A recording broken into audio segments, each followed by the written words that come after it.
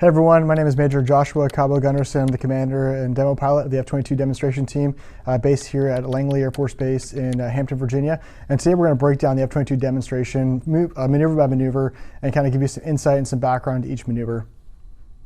So setting the stage as we roll through this, we're flying this recording in Singapore, which is our first show of the season. As you can see here, obviously a beautiful sky, beautiful water, a really unique opportunity for us to go out to a foreign country and kick off the season that way. The first maneuver you're going to see here is a vertical pull with the jet going all the way up to 90 degrees nose high. We're pulling out 5 or so Gs in this one, and you can see the jet climbs really well, even heavy weight on takeoff.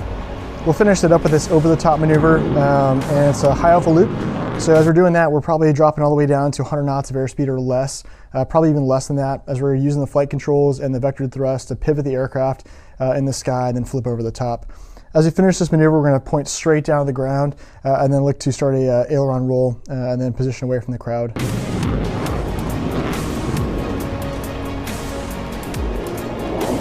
Next maneuver here is the minimum radius turn. So this is going to be just representing what it looks like from an F-22 perspective to do a max G minimum radius turn. We'd use this in combat to outturn an adversary aircraft and using the obviously the thrust to weight ratio of the F-22. When we take off, we actually have more thrust than we weigh on the ground. So our ability to turn really quickly and really tightly is pretty much unmatched across the fighter community.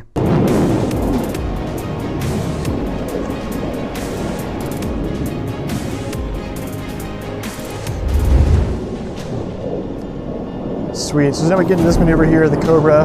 This is probably one of the most controversial maneuvers that we've seen reviews on in terms of people reaching out from our following. And the Cobra maneuver is defined in our regulations, so that's what the maneuver is named. And one of the biggest things we've noticed is that people will compare this to a flanker Cobra maneuver. If you ever watch a flanker do the Cobra maneuver, the airplane's basically going to stop, lose all of its energy, point its nose backwards, then flop over and then fall out of the sky.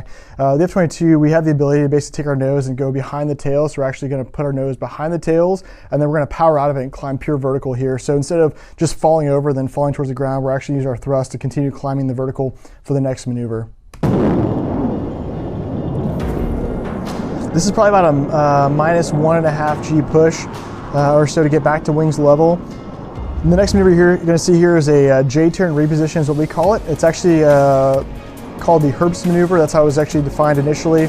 And it's basically for any kind of jet that has a post-stall maneuvering ability. So our jet with the flight controls and the thrust vectoring has the ability to continue to fly and maneuver the aircraft. Actually not really flying, but still maneuver the aircraft, complete control, even when it's post-stall. So the aircraft is no longer producing effective lift to fly the airplane anymore, but it's still going to pivot around a piece of sky, as you're seeing here in the J-turn reposition. We'll get down to like 20, 25 knots in that one, which is pretty cool.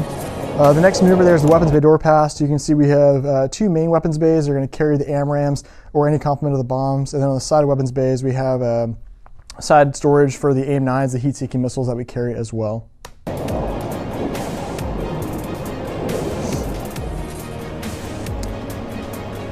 Quick little reposition. All right, so this is dedication pass. This is like absolutely 100% my favorite maneuver in the entire demo. And the reason behind that, it's not anything crazy cosmic in terms of performance, but the dedication pass is specifically geared towards all the men and women who've served in the armed forces, have paid the ultimate price, and not made it home to their family and friends, protecting us and allowing us to keep living our lives as we do in a free country, which is incredible. So not only do we do the pass, we also synchronize with timing and music, and the song we play for it is actually a song by Granger Smith called "We Were There," or "They Were There," excuse me. And that song is dedicated to 5 specific armed forces members and their families who are Gold Star families, meaning they didn't make it home from the AOR or the area of responsibility. And it's one of those passes to me that invokes a lot of emotion because of the meaning behind it. It's also a great opportunity for people to get pictures of the jet as it's passing in front of the crowd there. Rolling into the pedal turn here, So as we do the pedal turn, we'll pull straight up in the vertical to 90 degrees nose high, and then we'll do a 360 aileron roll, and then once you finish that, we'll do another high alpha loop, just like on takeoff, so pulling back to where we're less than 50 knots over the top, and the jet's still under complete control.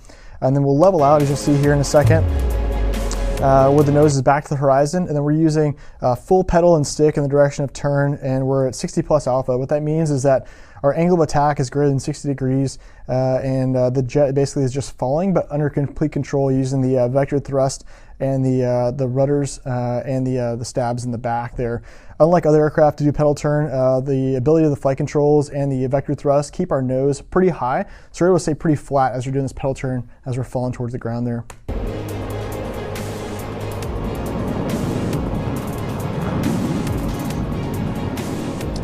This one's pretty awesome, the power loop. So this is where we're really maximizing and capitalizing on that vector thrust capability here. So we'll start this maneuver about 1,500 feet above the ground, and then as we top out at the very top of that loop, we're at 3,000 feet. So we've actually doubled our altitude there, and the jet will then at the top basically flip around one piece of sky using the vector thrust capability of the aircraft, and then get back to level flight as we roll in for the loaded roll next. This is probably the maneuver that showcases the vector thrust capabilities of the aircraft and just the raw power of the jet, unlike any other maneuver we do. It's the loaded roll, which honestly is pretty neat in the sense that we fly this up to 36 alpha. So we're flying this close to the lift over drag limit of the aircraft. So above a certain AOA or angle of attack, we're no longer producing lift, which means the airplane's no longer flying. So we're flying this right at that limit and getting a nice big barrel as we complete this maneuver on the backside there. This is always a crowd favorite, the tail slide. So you kind of missed a little bit in the video in terms of the entry, but we'll fly this typically in American shows. We'll fly this right over the crowd and then pull straight up in the vertical. For international shows like Singapore, we weren't able to fly behind the crowd or over the crowd, so we staged this from in front of the crowd and then entered this tail slide. As we enter the tail slide, I'm bringing the throttles all the way back to idle power. The jet's going to hold up there and maintain that attitude up nose high, and then the jet's eventually going to run at airspeed, be post-stall, so it's no longer flying, and it's falling straight backwards and under complete control once again based on the flight controls. So you see in this video here on the right side of the screen, the stabs are completely like dancing around. It's pretty neat to see that from the ground perspective. In the air, I'm super focused on just the HUD or the heads-up display to see the parameters to make sure everything's safe, because especially with relative wind and things that are happening in the environment could impact the tail slide a little bit. So I'm just constantly watching that to make sure that all the parameters are met and we get an effective tail slide out there.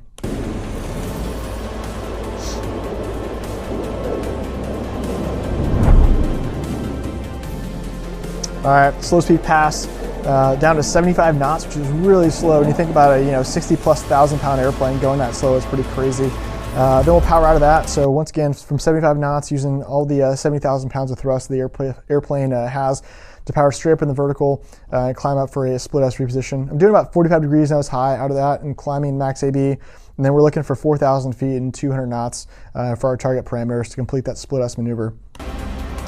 As we come out of the vertical, we're looking to set up for the high-speed pass, which is going to be all the way up to 0.94 Mach, shooting about 600 knots or so, which is below the speed of sound there. Speed of sound is about 621 at sea level, depending on some atmospheric environmental considerations, but just below the speed of sound, and then looking to climb straight up in the vertical, showing just the acceleration piece of the Raptor. And to be quite honest, this jet accelerates unlike any other airplane in the world. I mean, going from 350 knots to 600 knots happens pretty quickly. So we started climbing there in the vertical to start slowing down the airspeed a little bit to maintain that control of the aircraft.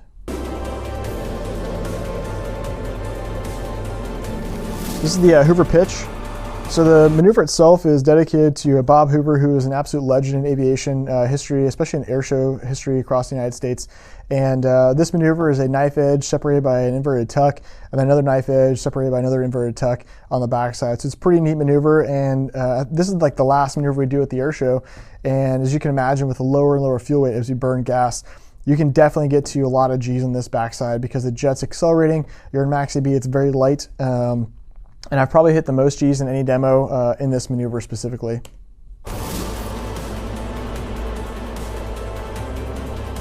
You can kind of see a little bit of a shake in the camera there. It kind of is a quick little indicator of how violent that maneuver can be. Not necessarily violent, I guess it's a bad word to use to describe it, but it definitely is pretty aggressive in terms of the maneuvering. You're holding the knife edge and tucking underneath, and the jet, like I said, is just accelerating like crazy. So you're using G in those turns to bleed the airspeed back down to keep the aircraft under control and not get too, on the crazy train in terms of G and airspeed.